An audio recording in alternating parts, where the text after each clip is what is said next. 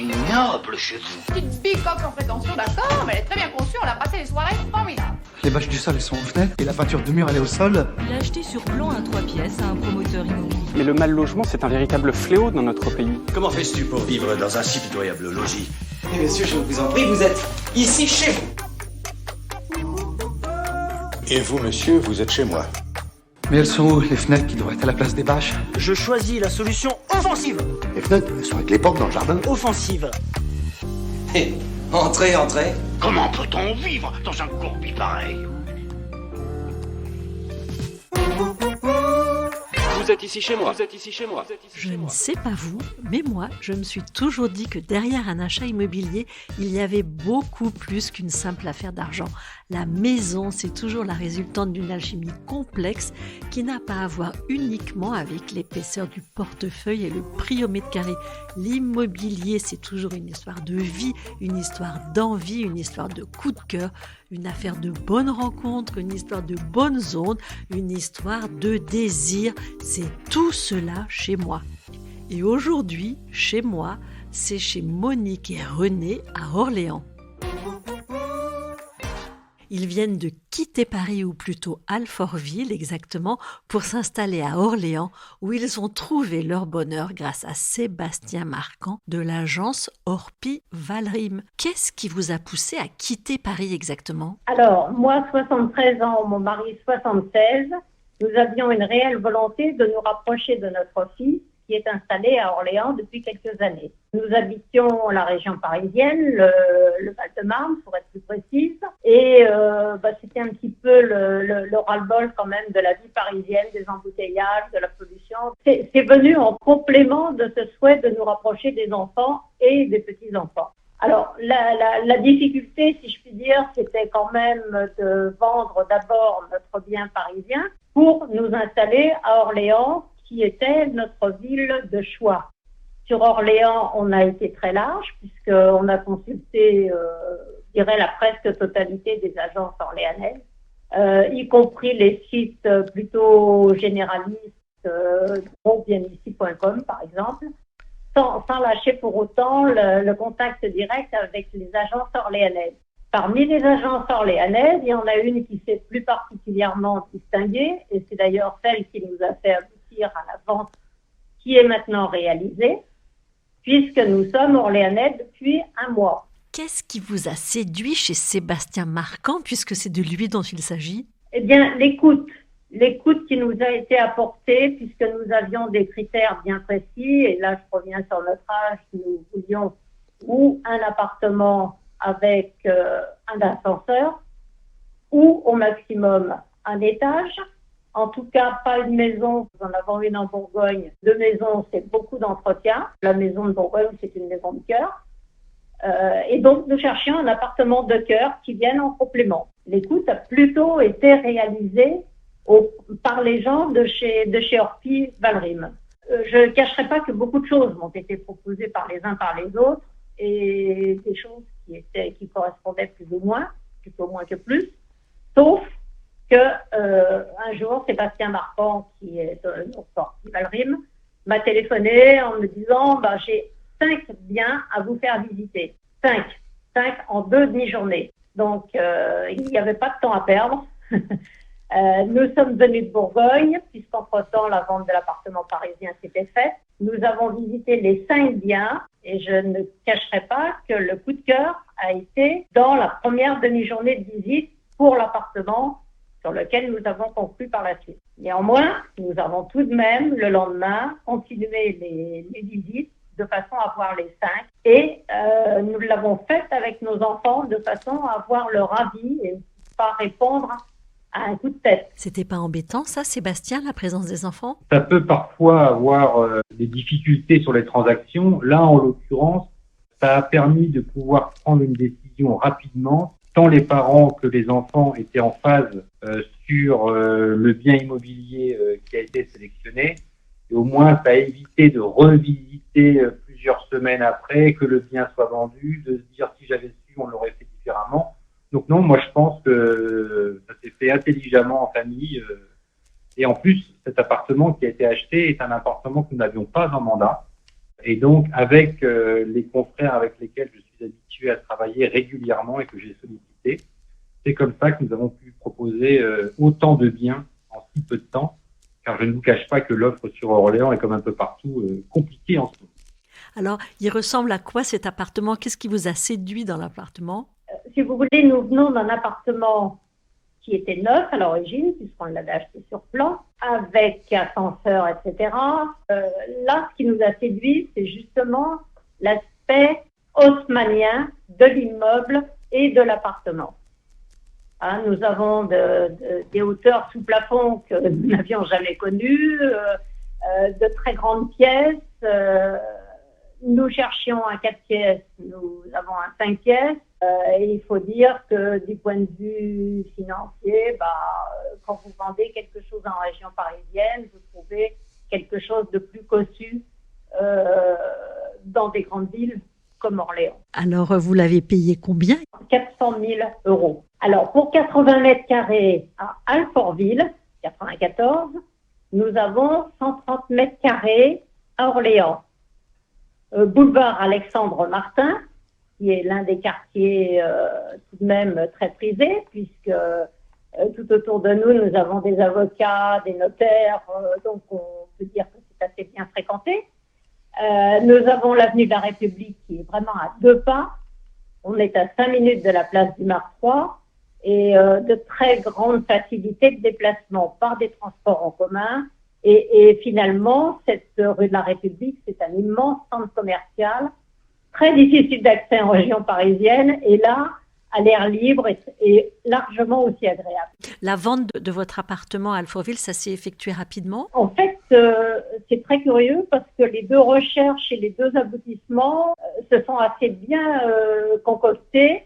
Et du coup, nous n'avons eu à passer que 15 jours, 3 semaines dans notre maison en Bourgogne. C'est uniquement parce que nous faisions faire quelques travaux de rafraîchissement, qui d'ailleurs n'étaient pas indispensables. On a 2 chambres, un bureau et un triple séjour. Vous regrettez pas la vie parisienne? Oh, pas du tout. Si c'était à refaire, je le referais volontiers. Et mon mari partage tout à fait cet avis-là, vous voyez. Il suit des cours depuis des années de mosaïque et de vitraux, et la proximité de la gare a joué pour beaucoup, puisqu'en fait, en 1 heure, il est à Paris et il peut tout à fait continuer ses activités ludiques. Je crois qu'il a plus de difficultés d'accès métro pour aller jusqu'au cours que de train pour aller jusqu'à Paris. Une chose est sûre, le type d'appartement qu'ont acheté René et Monique, on a une forte demande de ce type de logement. Pour preuve en est d'ailleurs sur ce logement, alors que l'offre avait été acceptée par les vendeurs, 1 heure après, ils avaient accepté une visite d'un autre agent immobilier dont le client était prêt à surenchérir. Heureusement que les vendeurs étaient bien élevés, comme dirait l'autre, et qu'ils ont persisté dans la transaction avec Monique et René. Mais comme quoi, ce type d'appartement est très recherché sur Orléans. Et en plus, très agréable, puisque j'ai eu la chance d'être invité à boire l'apéritif chez Monique et René pour fêter leur acquisition, et avec un petit feu de cheminée, ce qui était vraiment très agréable. Donc, ils ont acheté au prix. Acheter au prix, je ne sais pas trop ce que ça veut dire. Une chose est sûre, si l'appartement devait être remis à la vente demain, compte tenu de la rareté de ce type de bien sur Orléans, il sera vendu au moins le prix qu'il a été acheté. Les plus de l'appartement. Et un très beau volume de séjour. C'est un garage, juste en face. Le chic de l'ancien et du moderne concilié, il y en a très peu à Orléans, puisqu'Orléans était une ville qui a été beaucoup détruite pendant la guerre. Il a vraiment beaucoup d'atouts. Votre vision de l'agent immobilier, est-ce qu'elle a changé? Très franchement, tous les agents immobiliers avec lesquels j'ai été sérieusement en contact, presque tous, ont vraiment été très sympas. Simplement, Sébastien Marquand a été plus à l'écoute que d'autres, ou a mieux saisi nos besoins et quand même certains critères, d'âge par exemple pour la mobilité, etc. Il faut aussi voir pour l'avenir. Donc, moi, franchement, je serais plus jeune, je pense que l'immobilier me plairait bien. Voilà, agent immobilier. Mais vous embauchez pas, Sébastien? Si, bien évidemment, comme tous les professionnels de l'immobilier en ce moment, Nous sommes à la recherche de conseillers en immobilier. C'est vraiment un métier passionnant et comme le disait Monique, c'est un métier où il faut savoir écouter, il faut savoir aimer les gens. Et c'est malheureusement ce qu'on peine à trouver en ce moment. En tout cas, ce qui est sûr, Monique, c'est que vous avez été écoutée, vous avez été entendue. Tout était conforme dans l'appartement que nous avons retenu. Franchement, tout était conforme. Et comme l'a dit M. Marquand, tout avait été fait et bien fait par les vendeurs. Ils ont été même assez sympathiques pour nous laisser entreposer dans une partie du grand salon une partie de nos meubles, ce qui nous a évité un double déménagement, garde-meubles, etc. Non, nous souhaitions uniquement faire des travaux de rafraîchissement en se disant, bon, là, on est tranquille pour 10, 12 ans au moins. Et on verra bien, mais c'était un choix. L'avantage, c'est que les précédents propriétaires l'avaient entretenu régulièrement, avaient refait l'électricité, avaient changé les fenêtres selon les règles imposées par les bâtiments de France. Vraiment, c'était un très beau logement. Vous avez fait une plus-value d'ailleurs, tiens, sur la maison d'Alfortville? Bon, par rapport au prix où on l'a acheté, en 30 ans, oui, forcément, on l'a vendu plus cher que ce qu'on l'a acheté. Mais en 30 ans, moi, je considère qu'on a été logé dans un endroit correct pour un prix correct. On n'a pas eu à baisser le prix.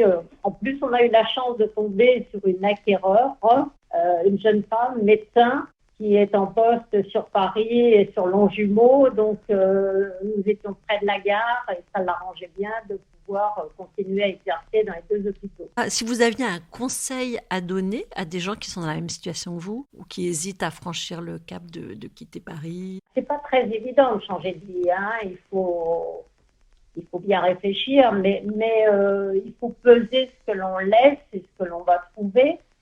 Et moi, en l'occurrence, je laissais pas grand-chose, ou tout au moins avec la proximité de la gare à Orléans et la proximité de Paris, je ne perds rien, quoi. Je vois mes amis de la même façon, ils viennent.